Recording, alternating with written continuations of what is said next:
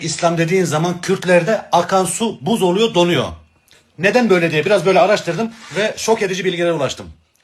O hayran olduğunuz Hazreti Ömer var ya, hani o doğan çocuklarınıza bile vermiş olduğunuz o Ömer isminin sahibi Hazreti Ömer bir Kürt kasabıdır. Evet, Kürtleri kılıç zoruyla kafalar kese Müslüman yapmıştır ve eşlerini de kendilerine cariye yaptılar. Daha sonra Türklere geçti. Bu Halid bin Velid var, Yezid var, daha çok var ama başlatan Ömer'dir. Şimdi güzel kardeşim, sevgili Kürt kardeşim, bak çok seviyorum sizi. Bir Türk olarak bunları söylüyorum. Lütfen, rica ediyorum, yalvarıyorum sizlere. Kurtulun bu Arap kültüründen. Kendi kültürünüze dönün. Kürt kültürüne dönün. Sizler çok güzel insanlarsınız. Bırakın bu bedevileri takip etmeyin artık. Sizin atalarınızın dini neydi? Sizin atalarınız Zerdüşt'tü.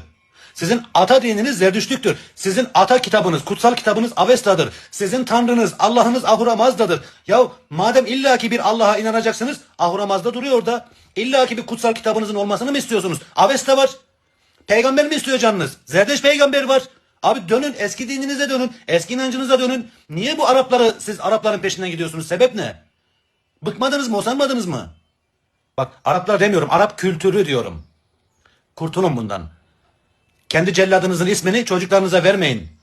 Şu İslam tarihini birazcık araştırsanız anlayacaksınız neyin ne olduğunu.